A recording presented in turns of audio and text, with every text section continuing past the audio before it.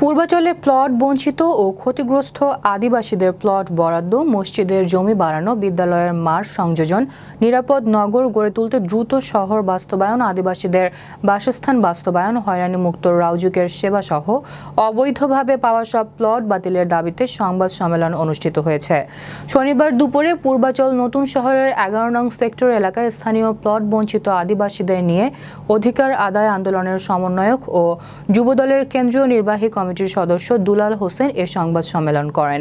এ সময় তিনি বলেন, পূর্বাঞ্চলে 6,500 একর জমির মাঝে 70,000 আদিবাসী ছিল, যাদের মাঝে হাজারের অধিক প্রকৃত আদিবাসী বিগত সময়ে তুচ্ছ জটিলতায় প্লট বঞ্চিত হয়েছেন।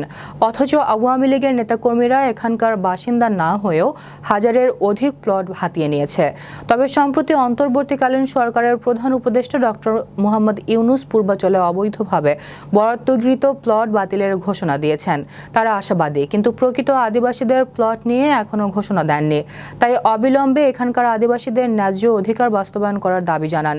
এ সময় স্থানীয় আদিবাসীদের মাঝে আরও উপস্থিত ছিলেন তৈবুর মাস্টার, মনির হোসেন, মানিক মিয়া, আনোয়ার আবদুল্লাহ সহ অন্যান্যরা। যে আমাদের স্কুল আছে জনতা হাই স্কুল, সেই স্কুলের মাঠে একটা বিশাল জনসভা হয়েছিল। তখন সেখানে বলেছিল যে এটা একটা আধুনিক শহর হবে, এই শহরের জন্য আপনারা জমি দেন, আপনাদের সহযোগিতা করা হবে। সেই সুবাদে আমাদের দেশের মানুষ 70,000 জনগণ এই শহরকে জমি দিয়েছিল যে শহরটা আধুনিকরণ করার জন্য। সেই শহরে জমি দিয়ে অনেক আমাদের যারা আদিবাসী আজকে প্লট পয়েন্টে ভোগান্তিতে আছে, দীর্ঘদিন যাবৎ এই শহরের উন্নতি ব্যাহত হয়েছে। এই 16 বছর যাবৎ লুটপাট হয়েছে, কিন্তু কোনো রাস্তাঘাট তেমন কোনো উন্নতি হয় নাই। শুধু 3 ফিট সড়কটা, সেটাও কিন্তু শুরু হয়েছিল সেই 2005 সাল থেকে। অনেক প্রেস ক্লাবের সিনিয়র সাংবাদিক ভাইরা আছেন, এখানে আপনারা দেখবেন আজকে ঘুরে যে এখানে পিছনে জঙ্গল ছাড়া কিছু নাই।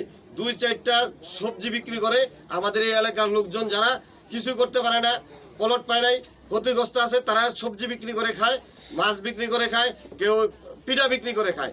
সেইগুলোতে আমাদের কারা কারা চাঁদাবাজি করে, সেই সমস্ত চাঁদাবাজিদেরকে চিহ্নিত করে আপনারা তাদেরকে আইন প্রশাসনের হাতে তুলে দেন। আমি বারবার বলছি, আমি ফেসবুকে বারবার স্ট্যাটাস দিচ্ছি যে